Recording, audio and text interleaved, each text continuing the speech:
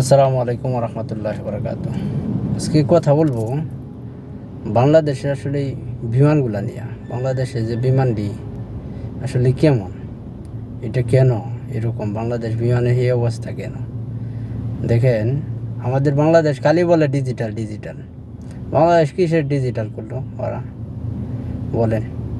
আমি এবার যাওয়াতে আপনাদের বলি, আমি বেশ কয়েক বছর ধরে মনে করেন যে বিদেশে আছি। যাক, অনেকটি এয়ারলাইন্সে, মোটামুটি কয়েকটা এয়ারলাইন্সে চড়ছি, যেটুকু মানে আমার বাস্তব অভিজ্ঞতা। আমাদের বাংলাদেশ বিমান যখন ডিজাইন এয়ারলাইন্স ছিল, তখন আমি কিন্তু কাতার থেকে একবার আসছিলাম, ঠিক আছে? তখন কি করছে, আমার হয়তো 2-3 কেজি মাল বেশি হয়েছিল আর কার্টুনের ভিতরে। ওই মালটা কি করতে হয়েছে, তখন আমার কাতার থেকে হয়তো প্রতি কেজি 70 রিয়াল করে আমার দেওয়া লাগছে, ঠিক আছে? 3 কেজি মাল বেশি হয়েছিল। 3 কেজি মাল আমার খেয়াল আছে 2017-তে 18ই ডিসেম্বর ইতে গেছিলাম, 2017, ঠিক আছে? আপনার এই 3 কেজি মালের জন্য 230 রিয়াল না 210 রিয়াল আমার দিতে হয়েছে, ঠিক আছে? আর অন্য অন্য এয়ারলাইন্সে যে কয়বার গেলাম, কাতারে গেলাম, দুবাই এয়ারলাইন্সে গেলাম, ইমারাতে গেলাম, কুয়েত এয়ারলাইন্সে চললাম, এরকম না, ঠিক আছে? আর আমার বাংলাদেশ বিমানে যে এইবারও আপনার ইতে গেলাম, আপনার ইউজ বাংলা এয়ারলাইন্সে গেলাম, দেখি কি অবস্থা। আমি যখন জেদ্দা এয়ারপোর্ট থেকে গেলাম, আপনার আমার ইতে কার্টনে মাল, ঠিক আছে, কার্টনে আমার 46 কেজি মালই করছে। 46 কেজির মধ্যে আপনার মাল হয়েছে আমার মাত্র কার্টনে মনে হয় 43 কেজি না কত কেজি মাল হয়েছে। যা কার্টন, ঠিক আছে।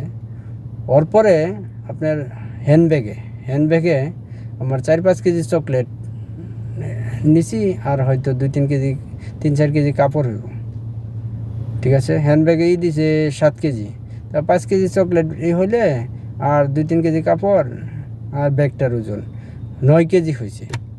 9 কেজি হওয়াতে 2 কেজি বেশি মাল হ্যান্ডব্যাগে। ওই মালটা কি করছে আমার সারে নাই, বলেন? কারণ এত একটা প্যারাশানি করছে।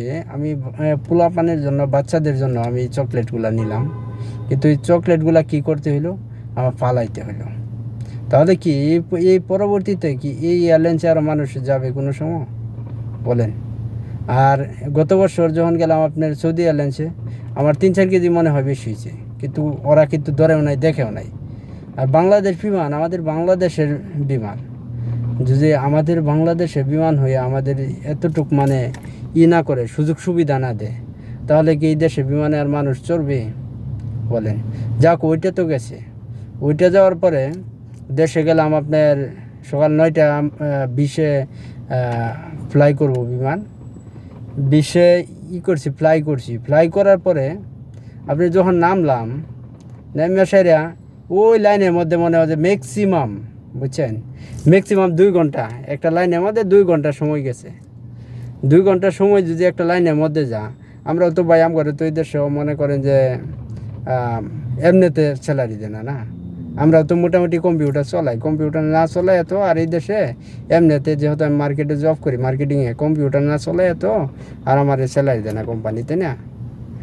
ওই লাইনের মধ্যে শত শত মানুষ লাইনের মধ্যে, 1 মিনিটের কাম। ভাই আমরা কি বাংলাদেশের লোক? আমরা বাংলাদেশের পাসপোর্ট দেখলেই তো বুঝস, এটা কি 1 মিনিটের কাম যদি তোরা 2 ঘন্টা লাগাস, মানে সর্বোচ্চ একটা মানুষ 1 মিনিট বা 2 মিনিট 3 মিনিটই লাগতে পারে, এর বেশি তো আর লাগার কথা না, তাই না? ওই মানুষটার যদি মনে হয় 10-15 মিনিট সময় লাগে, না 2 ঘন্টা লাগে, সব মিলাইয়া আমার মনে করেন ওই লাইনের মধ্যে 2 ঘন্টা সময় গেছে। ওর পরে ওইখান থেকে আসার পরে আপনার ট্রলির জন্য ওইখানে গেছে 2 ঘন্টা মনে হয়, ঠিক আছে? 2 ঘন্টা, 2 ঘন্টায় গেছে ট্রলির জন্য, ম্যাক্সিমাম 2 ঘন্টা গেছে। ঈদের আগের দিন আপনার গেছি, ট্রলির জন্য 2 ঘন্টা গেছে। যাক, সমস্যা নাই। হওয়ার পরে লাইনও এই যে 3-4 ঘন্টা সময় গেল, 3-4 ঘন্টা সময়ে আমার মালটা পর্যন্ত আসে নাই, কার্টনটা পর্যন্ত আসে নাই, বলেন, বেল্টে। তাহলে কি ওই মানুষগুলা কি ওই এয়ারলাইন্সে কোনো সময় চড়বো, বলেন? কারণ বাংলাদেশ বিমানের যে অবস্থা, ইউজ বাংলা এই অবস্থা কেন হয়? কারণ এই যে আমাদের এই বাংলাদেশে পরিচালনা করে যারা, ওরা আসলেই এরকমই করে, এই জন্য আসলে মানুষ চলে না। আর তাছাড়া একটা জিনিস দেখেন, ওদের আসলে আমার বাংলাদেশে মানুষ আসলে কি বলবো, মানুষ আসলে মানবতা নাই। মানবতা যদি থাকতো এতগুলা মানুষ লাইনের মধ্যে থাকে, তোরা একটু চালু করিয়া মানুষগুলারে বার করিয়া দে। কারণ মানুষ এতক্ষণ বিমানে 8-10 ঘন্টা থাকার পরে ওই লোকগুলো এমনিতেই পেরেশানি হয়ে যায়। তাহলে এই লোকগুলার তোরা একটু চালু করিয়া কর। কারণ বাংলাদেশের মানুষ দেখতেই তো বুঝতে হবে, বাংলাদেশে পাসপোর্ট চেক করলে কতক্ষণ সময় লাগে? 1 মিনিট। ধরেন না 100 লোক, কথার কথা 100 লোক থাকলে যদি 4-5টা লাইনে থাকে, তাহলে 100 লোকে হয়তো কতক্ষণ সময় লাগবে? 2 মিনিট কয় মিনিট সময় লাগবে 100 লোকে? যদি আরও বেশিও থাকুক, সমস্যা কি? কতক্ষণ সময়? যদি 500 লোক থাকে 5 মিনিট করে হইলেও, যে 5টা লাইনে কয় মিনিট সময় লাগতেছে? কিন্তু এটা বুঝতে হবে।